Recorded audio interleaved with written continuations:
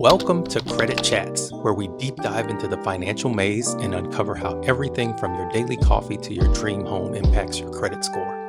I'm LeBaron, and thank you for joining us. Each episode will explore the ins and outs of personal finance, hear from experts, and answer your questions. So tune in, take notes, and transform your financial journey with us. Let's get started. Hey, welcome back everybody to Credit Chats. I am LeBaron, and we're starting a new thing called Just the Tip, where I give you a credit tip that you can go and you can research it and you'll be able to use it in your everyday life. So have you ever heard of a pay for delete strategy? It's a negotiation tactic where you offer to pay off a collection in exchange for a collector removing the negative mark from your credit report. It's not guaranteed, but when successful, it can significantly boost your score by eliminating those negative dings. Curious about how to pull it off? Do some research on how to craft the perfect pay for delete letter. And a little tip there, you can use ChatGPT. And then make sure you get everything in writing.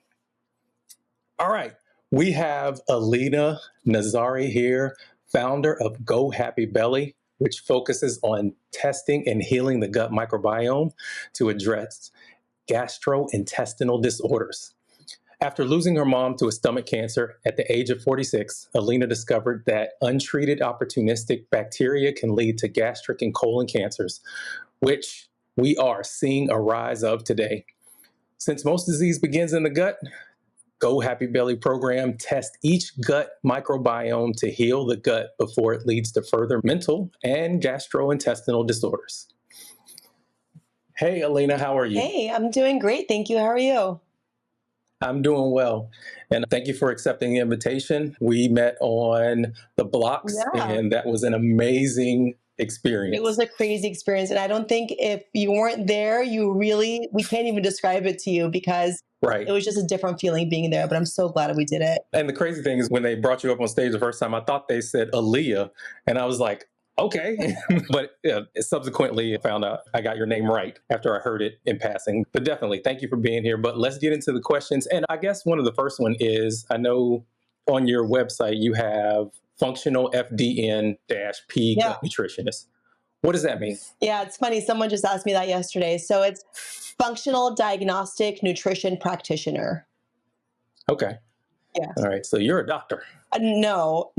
But you specialize in gut health. I specialize in gut health. Yeah. Got it. All right. So can you share the journey that led you to start this? I know we heard a little bit about why you got into it, but share the full journey for us, how you got into gut nutrition and what inspired you to pursue this as an entrepreneur in this field. So as you mentioned during my intro, I did lose my mom when she was just 46 years old and I was 10 to stomach cancer. And I always questioned why that happened to her. And I feel like I always just got general answers, things such as she had low iron or she was anemic or we're not really sure or it's genetic. We hear this one frequently with a lot of diseases. It's genetic, which makes us feel like there's nothing we can do about it, which is false. Right. And I had so many benign gut issues growing up all through my teenage years, my childhood years, and even through my 20s. Things that I didn't attribute to gut health, things that I was always told were normal, struggling with constipation. I had eczema flare-ups. I had so many rashes all throughout my teen years and in my 20s. And I was told it was weird things like maybe it's your laundry detergent, maybe you should switch this. And I had seasonal allergies. I had terrible seasonal allergies that I thought were just a part of being in that season. That's what we think. March hits and you have seasonal allergies. I didn't know that seasonal allergies are actually attributed to poor gut health. You have dysbiosis in the gut, you're going to have triggers such as seasonal allergies. And our body talks to us all the time. So when we have rashes on our body, when we have things like eczema, when you're struggling to have normal bowel movements, these are not normal things. You're supposed to have daily bowel movements. Your body's not supposed to flare up in rashes. But what happens if someone does have eczema? They're usually given a steroid cream. They're given something topical to put on and told that it's some sort of topical treatment. It's not. It's your gut's way of saying that something is going on internally and it's showing up externally. Our body talks to us all the time, but when you're a teenager or even you're in your 20s, even most adults, they have no idea. And so I had all of these things, stomach pains, and I would have tests done. They'd all come back normal, and they would say there's really nothing going on. But it was always my mom's story was always in the back of my mind, and it was a fear that I had. It wasn't really until I had my kids, which really made me deep dive into my own health and my own struggles. And when you have kids, you want to make sure that you're there for them as long as you can be, and really take your health a little more seriously. I would say after my second son, my gut was at its weakest. There were so many foods that I could not eat. I mean, there were maybe 5 to 10 foods that I could tolerate. I remember going to Thanksgiving dinner and just eating the shrimp off the shrimp cocktail. And that is all I had because I couldn't handle animal meat. I couldn't handle raw leafy greens. I couldn't handle legumes. There's so many things that I could not handle, but all my labs were coming back normal. Tests were all normal. Colonoscopy is normal. Endoscopy is normal. And I thought there has to be something going on. And so I went down this rabbit hole of trying to heal myself. And through that journey, I came across research after research and studies showing that when we have this imbalance of bad bacteria, this negative bacteria, this opportunistic bacteria, left untreated, it will result in things like anemia, things like low iron, which people don't realize when they have low iron, it can be because you have an overgrowth of this opportunistic bacteria. And then left untreated over years will culminate and result in things like gastrointestinal and stomach cancers, just like it did for my mom. And so once I realized that, and I thought this is probably exactly what she went through, because those are the things that I was told about her. I have to not only heal myself, but I bet you there are thousands, if not millions of people out there just like me who are confused and their labs are coming back normal, but they have all these symptoms.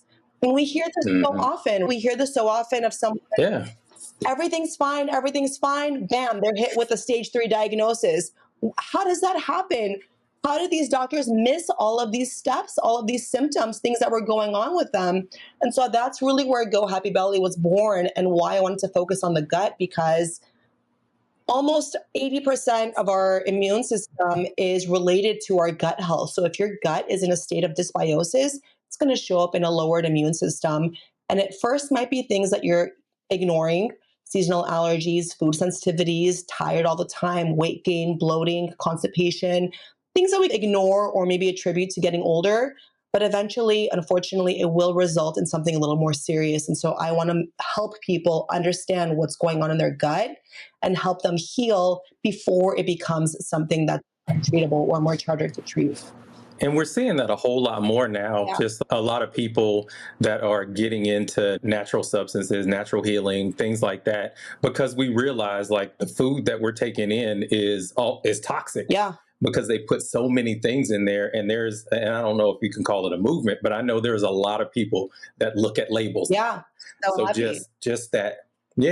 Just when you were talking about being here for your family and being here for a long amount of time, and I'm on the same thing. And I know I've been following you for a little while too, definitely since the blocks, and I've been doing some grounding stuff, things like that. I've always fasted a little bit, just like because I really stopped eating at 9 o'clock anyway. And then I don't eat probably till about 1 o'clock the next day. But a lot of that stuff, just like the body's ability to heal, you take that up exponentially when you're eating, when you're doing the right things. And the same thing like with you. But what does your family life look like? And how do you balance like working as an entrepreneur and being a mother? So in terms of the way that my family eats, there are certain non-negotiables in my house that my kids know those foods will never make its way into our house. Things like artificial dyes, anything with a color and a number, they know that's not coming into our house. All the snacks that I buy for them are organic or at least non-GMO. So unfortunately, all the fun cereals that they see, they don't make their way into my house. There are better alternatives that I buy for them, organic ones, the ones that are made with cane sugar and they're colored with fruits and vegetables. But of course, they're kids. And so they'll ask, how come we can't have that cereal? And I'll explain to them. But they're 6.5 and 10. So of course it a little bit resonates, but they're like, yeah, I get it, but why can't we have it? But those are just hard rules that I have in my house.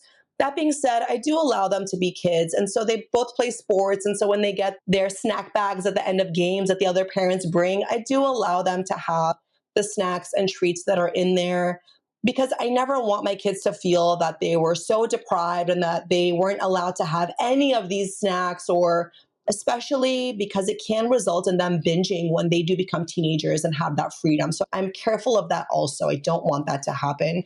So I have an 80-20 rule where in the house, I make home cooked meals every night. And as far as snacks and things, I don't buy those. But if we're out, we're at a birthday party, we're at a game, I do look the other way and let them have those snacks, because I do want them to be kids also.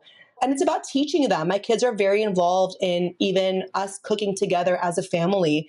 And when we're cooking together, they're so much more proud of the dinner we help make together. And so that helps them become better eaters. That being said, I also have kind of dinner non-negotiables where I'm like, I don't really care if it's green or it looks weird or it smells weird or whatever it is.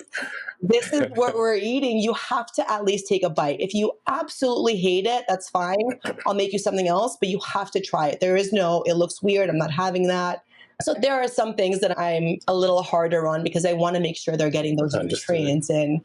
And as far as balancing being an entrepreneur and being a mom, that's a really hard balance. These past weeks, this past few weeks, I've definitely taken a step back and slowed down a little bit more. One of the benefits to me being in this position is that I am able to order labs for myself and test myself. And I tested my own stress and hormone panels.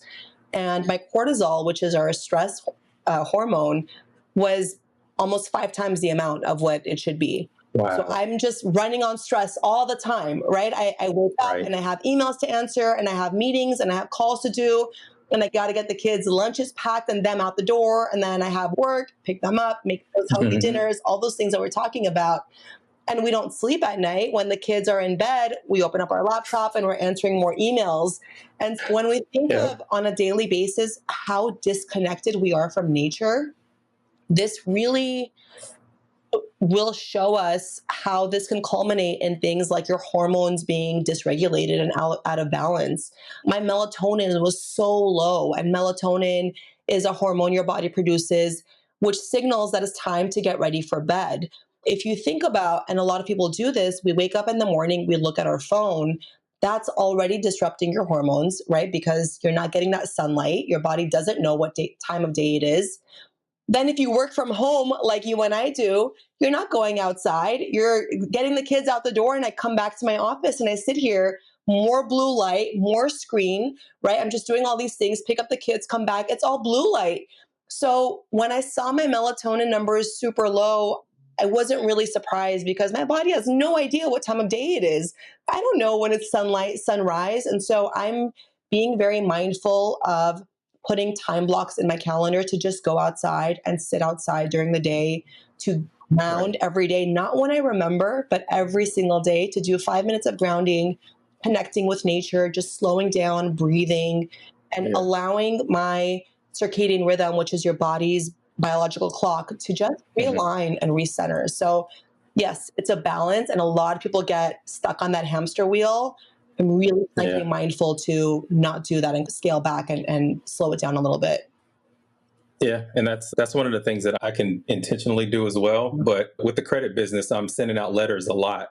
So making sure I go outside to put them in the mailbox and not just mailing them from my seat. Yeah. Because there's ways you can do it electronically, but it definitely helps me to go outside and do that stuff. So yeah, I definitely understand getting in that rut, seeing the blue light all the time. And the circadian rhythm is something that we definitely need to pay attention to, getting that vitamin D, getting the grounding and all of that stuff. But I don't know. I don't know what I think you're Hispanic culture, right? Romanian. Oh, okay. In the Black household, you're always told to make sure you put shoes on. You don't go outside without shoes, blah, blah, blah. And like when it goes against what you've been told when you were coming up, that you're going outside with no shoes on, things like that, you're grounding, getting the dirt, things like that. And you don't have to keep the dirt on you. You just make sure you're getting that grounding to get your electricity levels to zero. That's really good stuff there. Yeah, it's fascinating once you look at the research of how our body responds to just connecting to nature. Even when we hear birds chirping or birds singing, it allows your body to go into a state of restfulness, of knowing that it's safe, because we are hardwired with nature. We're connected to nature all the time. And so when we were in times of war or even hunter gatherer, when we would hear bird songs or chirping, we knew that we were in a safe place. We knew that there was no danger, because birds do not sing and chirp when there's danger.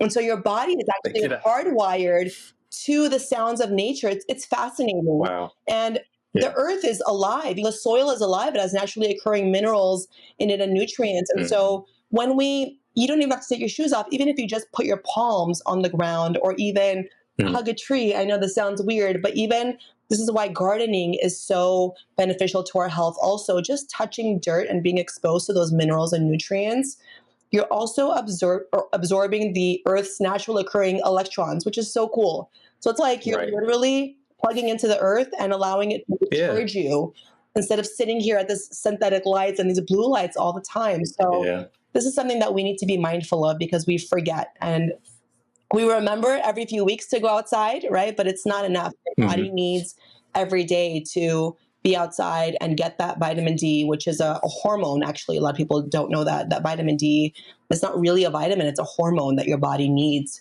in order to function properly. Yeah. Yeah, and if you ever seen Superman, like you'll see him go up to the sun and it recharges him. But that's pretty much the same thing that happens with us too. Yeah.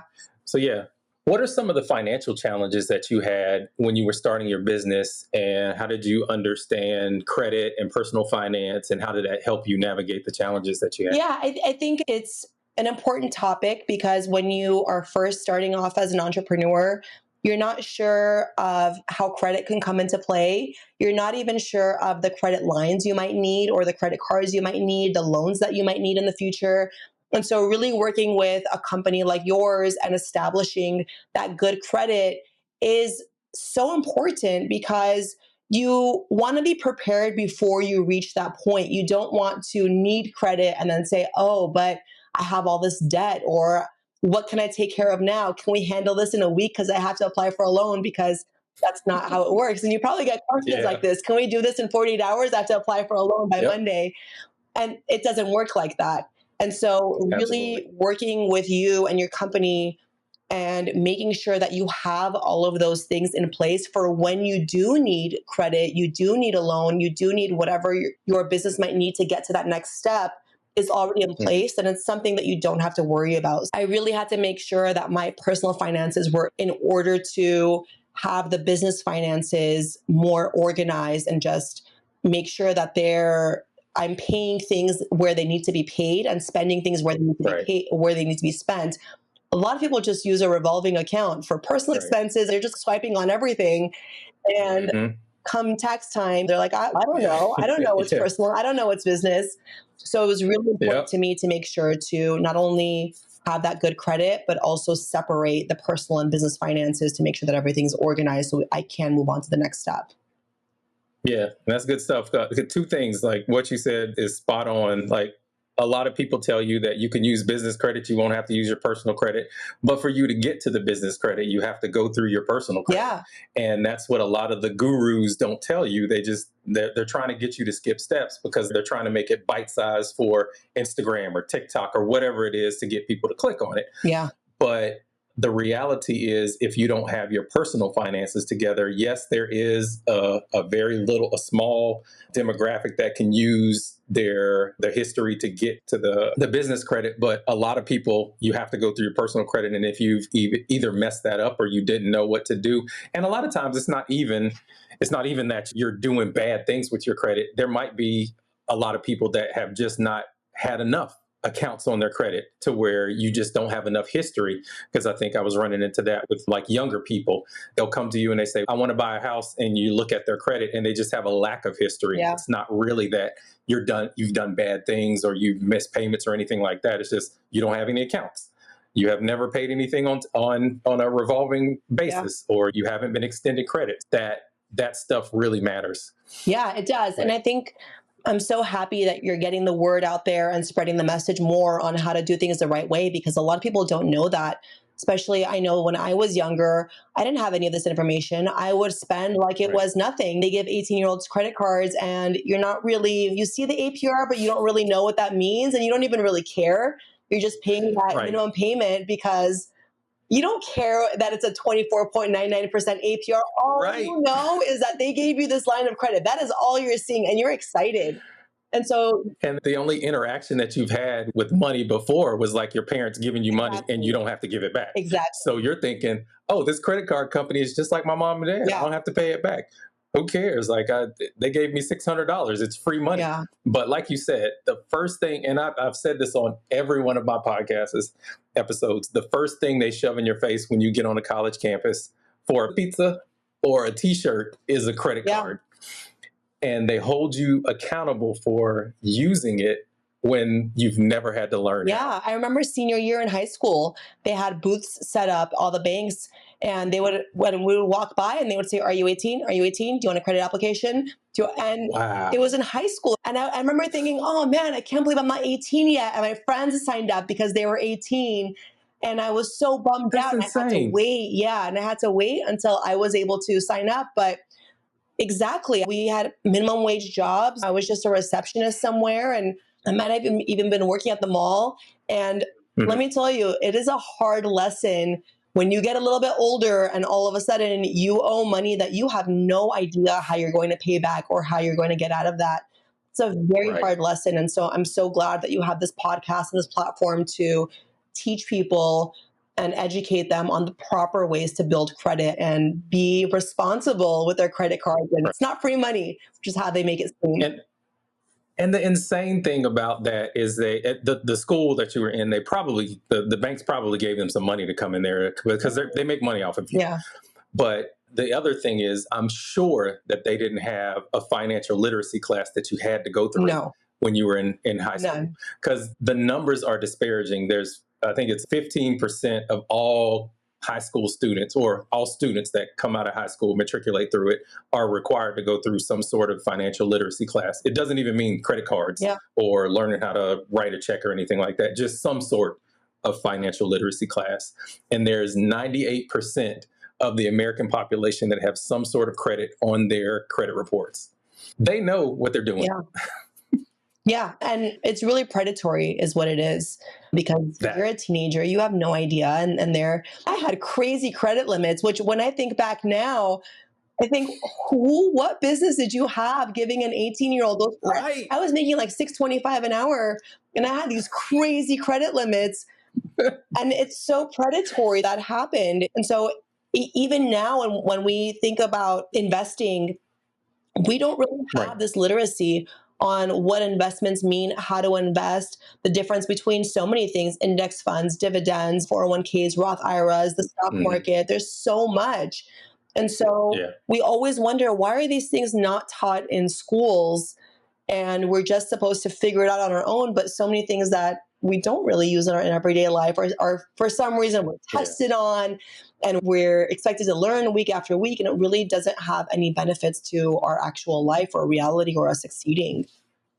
Yeah, and that's the gap that I'm looking to bridge now. Yeah. Like, just because if you had a $20,000 limit and you understood how to make money off of that $20,000, you would have been better off just with because you have 30 days to make it work for you, Yeah. because the percentage doesn't kick in until after the 30-day mark.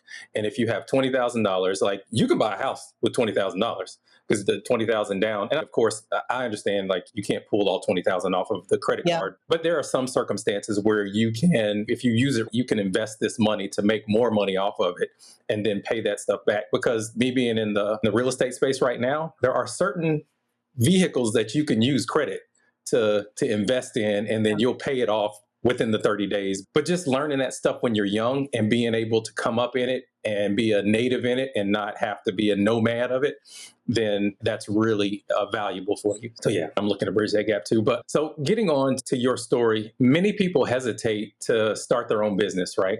And it's due to fear of financial instability. So how did you manage financial uncertainties, and what advice would you give someone who's on the fence about being an entrepreneur because of financial concern? Your want has to be greater than your fear. And I knew deep down that this was something that I had always wanted to do, but fear held me back for years. Fear, Right. doubt, overthinking. But I knew deep down that if I didn't put myself out there, and it's scary to put yourself out there, we're all afraid of that failure. I'm always afraid of making a reel or a video or something and someone coming up and saying, you don't know what you're talking about, or I don't know, these probably never going to happen, but these irrational, And has that ever no, happened? it hasn't. But it's these irrational fears that we have of, I don't know, someone seeking out our vulnerable side and maybe harping on that, saying, I knew all those Right. things you thought about yourself, they are true, which has never happened, but it's this fear that we have. But I knew that if I don't put myself out there and allow myself to be vulnerable and maybe even have those comments, which haven't happened yet, but hopefully they don't, They will not. my need to help people understand what is going on in their gut and for no one to have the childhood that I had. That is my biggest fear for myself. I never want my kids to have the childhood that I had. I never want any child to watch their parents slowly dying of cancer. That is not something that a child should have to go through. You should not come home from elementary school and see your parents slowly succumbing to this awful disease. You should come home from elementary school and watch cartoons and say, this sucks, I have a test tomorrow, or it's terrible, I can't go play outside. That is what your worst day should be as a child. And I really want to make sure that people are able to test their own gut at home, test other things like their stress levels at home, and see what's going on with them. Because not only do we not go to the doctor as often, but a lot of times the doctor won't even order these tests. How many times have you said, I think this is going on, can you order this? And they'll say, I don't really think you need that test, or you have to really push for a test. We hear this often. Someone really had to push for a certain test. They really had to demand that this test be done. And it just, that's another conversation. I don't know why we pay all this insurance, yet we're constantly told, we're not going to order that test. You can't get that done. That's another conversation. But Yeah, don't get me started about insurance. yeah. But that is what the GoHappyBelly program does. Anyone who works with me one-on-one, I send out a GI map stool test, which is a stool test you do at home, you send to the lab, and that lets me see what kind of bacterial imbalance is going on in your gut and your colon. And so that's really step one. There are so many tests that can be done, but that's really a great test that I love to do. And from there are other tests that we can order also depending on someone's symptoms. But just you having that power in your hands to know what's going on in your body, because you don't know, your doctor tells you, and they give you this lab, which you don't know how to read. And they go over some of it with you. They're like, yeah, it looks okay. It looks like your vitamin D is low. Skip that. Looks like maybe your iron is a little low. And you're like, but what do all these numbers mean? Those are numbers in my body, right? And it's important for you to be able to test at home and see what's going on with you and see how you can heal yourself and what things you can do. This is another reason why so many different diets work well for some people, but they don't work well for others. It's because you don't have the same bacterial strains in your gut as someone else. Your partner, your spouse, your kids, your neighbor, your parents, we all have a different gut microbiome and gut diversity. And so someone might do keto and it works really well for them. Another person says, I'm surprised to hear that. I hated keto. I gained weight. I felt tired. Another person thrives on eating a lot of fruit, maybe and fish. That's their diet. Another person says, I can't eat fruit. It makes me tired. It makes me sleepy. So this is why, but we're not told this. We're just frustrated. I don't get it. My coworker they went vegan and they lost weight and they feel amazing. I went vegan and I felt terrible. Why is this happening? And they don't know. This was me for years. I tried every single diet I could think of.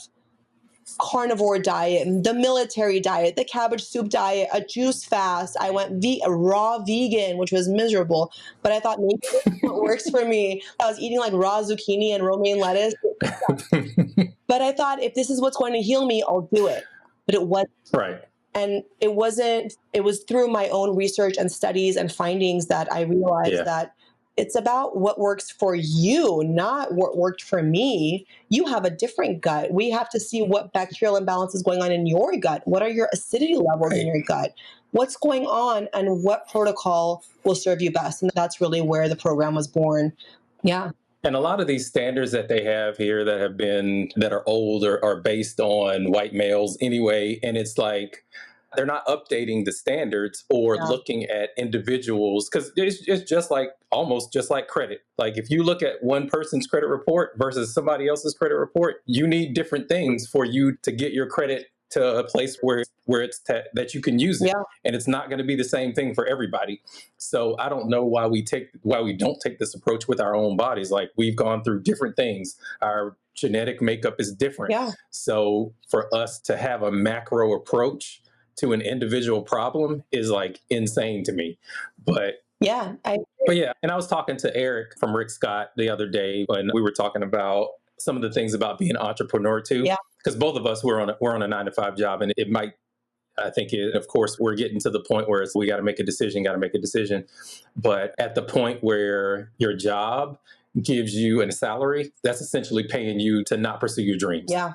So while it is cush, or it is something that is familiar and it's guaranteed, in some instances it's guaranteed, yeah, it's safe. But even though when going out and being an entrepreneur is not safe and it's not guaranteed, it is working in your purpose, and it's unlimited. Yeah. There's no limit to how much you can make when you're being an entrepreneur. That's another thing, like that's a plus for being an entrepreneur as well.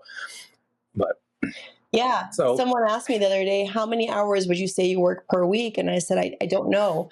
And they said, what do you mean you don't know? I said, I don't know, because that's part of having your own business, is that you're just always working. But I'm actually trying to get better at that and set some boundaries for myself, because you will run yourself into some sort of illness. You cannot just work from opening your eyes until going to bed. But that's what happens with entrepreneurs, because there's always an email to answer. There's always work to do. There's always, how can I scale? What can I grow here?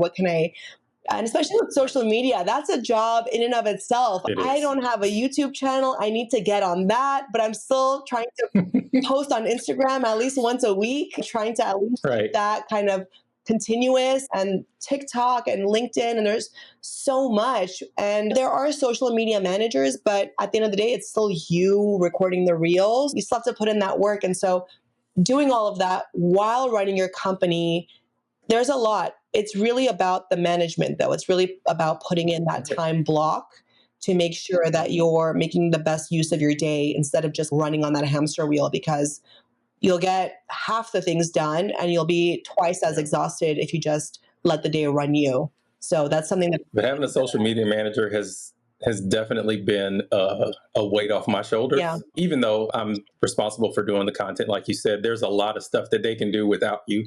And also, as far as like you can repurpose your reels that you do on Instagram to do shorts on YouTube if that's what you want to start off with. But yeah, that's a little bit of a repurposing, like making it more efficient and things like that. So how important has understanding and managing credit been for you as an entrepreneur, and especially when it comes to scaling your business and investing in new opportunities? When you're an entrepreneur, you start off with an idea, and what separates you from anyone else is really the steps that you have in place and the proper tools that you put in place in order to scale and become profitable and successful.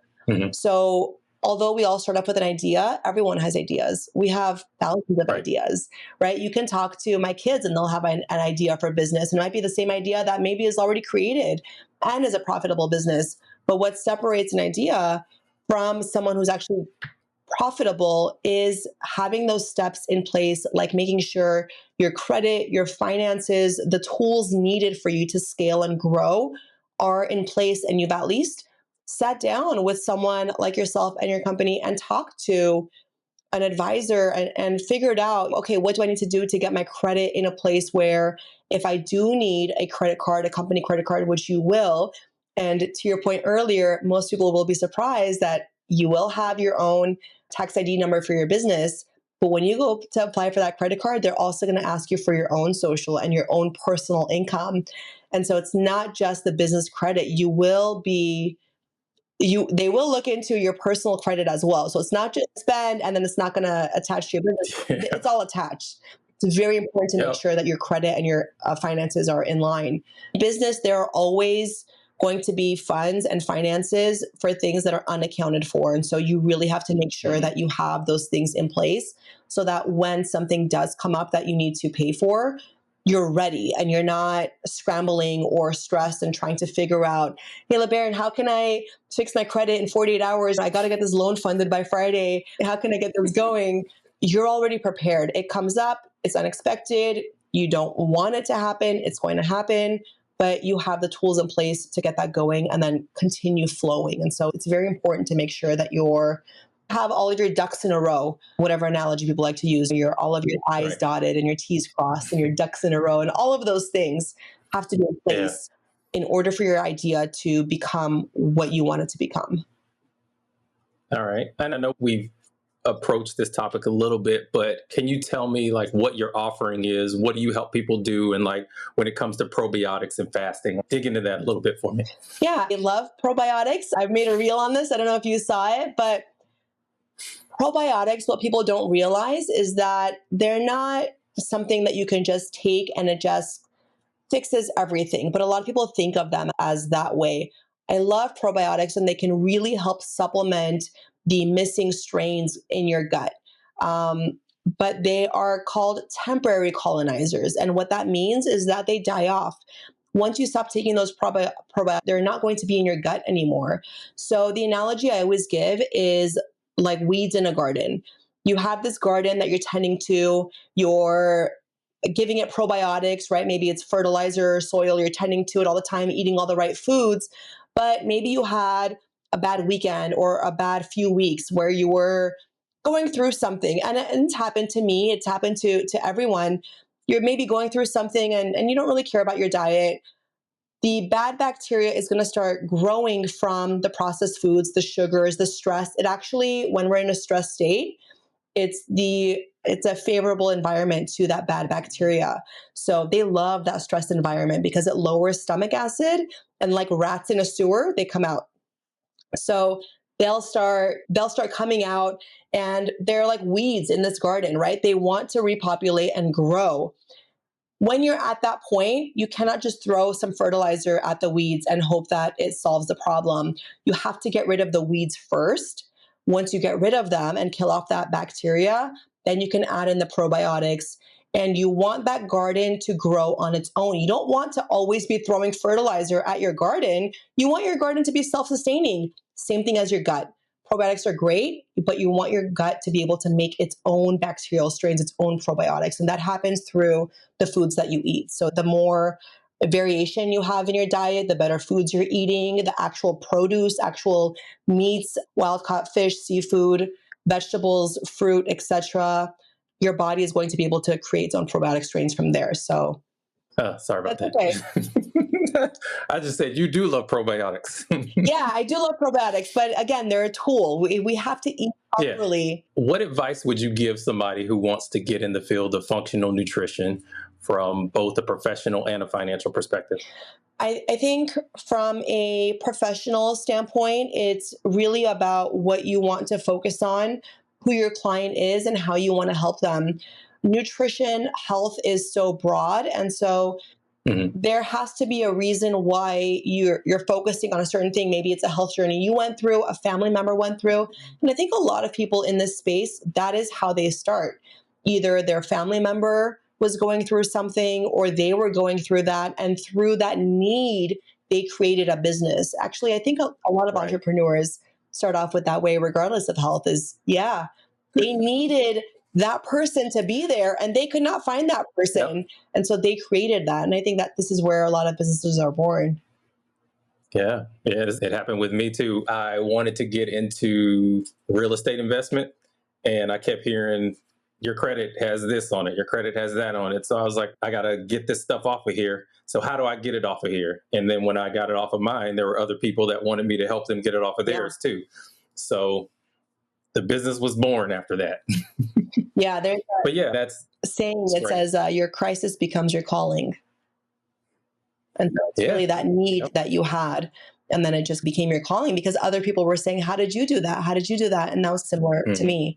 That people kept asking me, what did you do to heal your gut? What kind of things do you recommend? And I thought, I didn't know I wanted to focus on gut health. I just knew I wanted to help Right. people in some capacity, but it became clear as time went on that this was really this was really my focus. And honestly, I'm fascinated by bacteria. It is, if you look at the research of what bacteria it can outlive you if it wanted to. It can kill Wow. you off as a host. It's just fascinating how it's Yeah. alive and it's within us and it changes all the time based on how we eat, and it changes how we think, it changes our mood. So the foods that you eat, Right. the way it's going to be structured in your gut is going to affect how you think and your anxiety and your Yeah. depression. And it's just fascinating. It's like these little soldiers that are literally just in charge of everything that we do. Yeah. Yeah, It's like a whole nother world it when you is. get down to that micro level. So at some level, it gets you thinking, is there something out there that thinks we're this small? Yeah, So it's just crazy, like even thinking about that. it is. But we're at the end here. But where can people find you? Yeah, I'm Go Happy Belly all across the board. So it's gohappybelly.com. My Instagram is Go Happy Belly. My YouTube, Right. which I don't have any videos yet, but I will. TikTok, I'm on all the socials. It's all Go Happy Belly. The website is gohappybelly.com. You can book a discovery call with me where we can go over what your symptoms are and what approach I think would be best for you.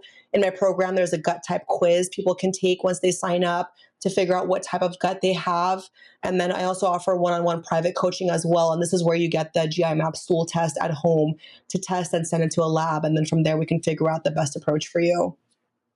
Awesome. Awesome. This has been awesome, Alina. Thank you for gracing us with your presence, giving Yeah. us all of this nuggets about probiotics and your financial journey of being an entrepreneur. I appreciate everything that you've given us. Is there anything you want to leave the audience with? Well, one thing that I will say is to listen to your body. Our body always speaks to us. Always. It's just we don't pay attention until our body's yelling at us, unfortunately. Pay Wow. attention to the things your body's telling you, things it likes, it doesn't like, things where it feels recharged. That's what I will leave you with. But yeah, it's been incredible. Thank you for having me on. So, guys, listen to your body and listen to Alina about listening to your body. Thank you for joining us. And this has been another Credit Chats. Whoa, whoa, whoa. Were you about to leave without hitting that like and subscribe button? I mean, you'll be back, right? So, why not save yourself the hassle and just do it now? It's like putting your keys by the door, or packing your lunch, or packing 3 days before your flight and not the night of. It just makes life easier. But wait, did you just do it? I knew you had it in you. I appreciate that. See you next time. Same place, same channel. And remember, everything you need is inside of you.